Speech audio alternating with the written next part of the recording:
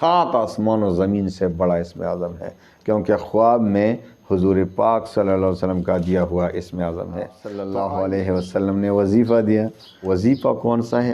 انشاءاللہ العزیز مالا مال ہو جائیں گے۔ آپ کو غربت کی پریشانی ہے، آپ کو قرض کا بوجھ ہے، آپ کو جو بھی پریشانی ہے، جادو سے مصطفیٰ صلی اللہ علیہ وسلم کی زیارت نصیب ہوئی اور تم اتنے پریشان ہو تو اس اسم اعظم کو، اس وظیفے کو کیوں نہیں پڑھتے؟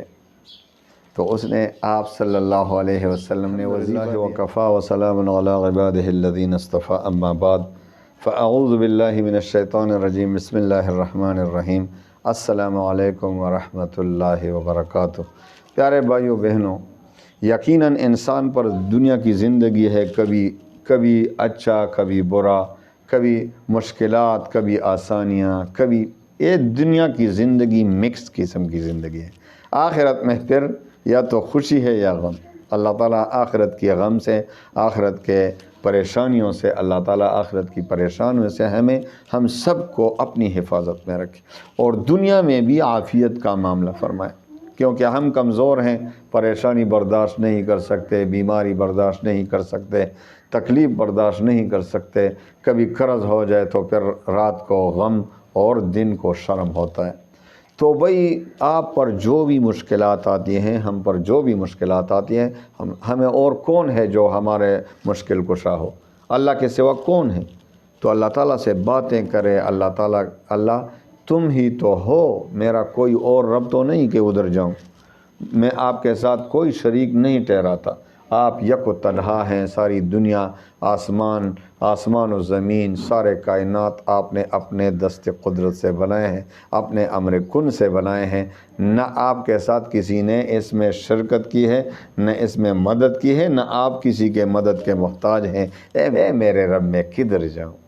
تو اللہ تعالیٰ سے باتیں کرے، لیکن اس میں بے ادبی نہ ہو، گستاخی نہ ہو۔ تو صحیح طریقے سے اللہ کے ساتھ باتیں کریں، اللہ سے مانگیں کہ خزانوں میں کبھی کمی آتی ہی نہیں، تو اللہ تعالیٰ کی رحمتیں جوش میں آتی ہیں اور اللہ تعالیٰ ہمیں عطا فرما دیتے ہیں، اس کے خزانوں میں کمی آئے گی نہیں۔ تو آئیے وظیفے کی طرف آتے ہیں کہ آپ کو یہ وظیفہ جو خواب میں ملا ہے اسم اعظم کا، اسم اعظم ہمیں خواب میں سکھایا گیا ہے۔ کس طرح؟ ایک دور ایسا آیا تھا کہ ہم پر بہت مشکلات تھے، یقینی طور پر اللہ کو معلوم ہے کہ ہم پر کتنے مشکلات تھے، بہت مشکلات میں گرے ہوئے تھے ہم۔ ان حالات میں میری بیٹی نے ایک خواب میں دیکھا، خواب میں آئے، اس کو محمد مصطفیٰ صلی اللہ علیہ وسلم کی زیارت نصیب ہوئی اور اس نے میری بیٹی کو اسم اعظم سکھایا کہ تم اتنے پریشان ہو تو اس اسم اعظم کو، اس وظیفے کو کیوں نہیں پڑھتے؟ تو اس نے آپ صلی اللہ علیہ وسلم نے وظیفہ دیا، تو آپ نے وظیفہ دیا اس کو۔ وظیفہ کون سا ہے؟ آج آپ کو بھی دیتا ہوں، انشاءاللہ العزیز مالا مال ہو جائیں گے، پریشانیوں، ٹینشن، اس سے نجات حاصل ہوگی۔ آپ کو غربت کی پریشانی ہے، آپ کو قرض کا بوجھ ہے، آپ کو جو بھی پریشانی ہے، جادو سے پریشان ہو، ہم بہت سی پریشانیوں میں مبتلا تھے، یہ بھی آپ یقین کریں کہ ہم بہت ٹینشن میں تھے۔ تو یہ وظیفہ جب سکھایا گیا حضور پاک صلی اللہ علیہ وسلم کا، تو ہم اس کے بعد ہم نے یہ وظیفہ شروع کیا اور اللہ تعالیٰ نے تمام الحمدللہ ثم الحمدللہ کہ اللہ تعالیٰ نے تمام مشکلات کا خاتمہ کر دیا، وہ مصیبت جو کبھی ٹلنے والی نہیں تھی۔ یہ بھی بتا دوں کہ بہت پریشانیاں اٹھائی تھی۔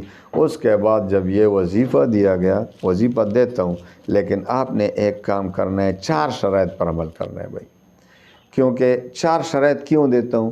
4 شرائط انسان میں نہ ہو، مسلمان میں نہ ہو تو وہ کامل مسلمان ہی نہیں، وہ اس کا وظیفہ، اس کی دعا رد ہو جاتی ہے۔ دیکھو 5 وقت کی نماز، 5 وقت کی نماز شرط ہے، جو 5 وقت کی نماز نہیں پڑھے گا اس کا وظیفہ کیا کام کرے گا؟ اس کا وظیفہ ہی رد ہو جاتا ہے۔ تو اللہ کو ناراض کر رہے ہیں، وظائف پڑھ رہے ہیں، تو وہ پھر شکایت کرتے ہیں ہمارے وظائف کام نہیں کرتے۔ میں نے تو بہت وظائف پڑھے لیکن کام نہیں ہوا۔ کام کس طرح ہوگا؟ آپ وظائف کے شرائط پر عمل نہیں کرتے۔ 5 وقت کی نماز پہلا شرط۔ دوسرا شرط رزق حلال کی طلب۔ دیکھو جس پیٹ میں حرام پڑا ہو، حدیث میں آتا ہے کہ اس کی دعا رد ہو جاتی ہے۔ جس کے پیٹ میں حرام، جس کا کھانا پینا حرام، جس کا لباس حرام، تو حدیث میں آتا ہے کہ اس کی دعا کیوں کر قبول ہوگی، او کما قال رسول اللہ صلی اللہ علیہ وسلم۔ تیسرا شرط اللہ تعالیٰ پر یقین اور اعتماد کامل ہو، کہ اللہ تعالیٰ پر آپ کو کتنا یقین ہے، شک تو نہیں ہو رہا خدا نخواست۔ حدیث قدسی کے مطابق اگر شک ہو رہا ہے، حدیث قدسی میں آتا ہے کہ نبی کریم صلی اللہ علیہ وسلم فرماتے ہیں کہ اللہ تعالیٰ فرماتے ہیں کہ میں اپنے بندے کے ساتھ اس کے ظن و گمان کے مطابق معاملہ فرماتا ہوں۔ جس طرح مجھ پر یقین رکھے گا، گمان رکھے گا، میں اسی کے مطابق معاملہ فرماؤں گا۔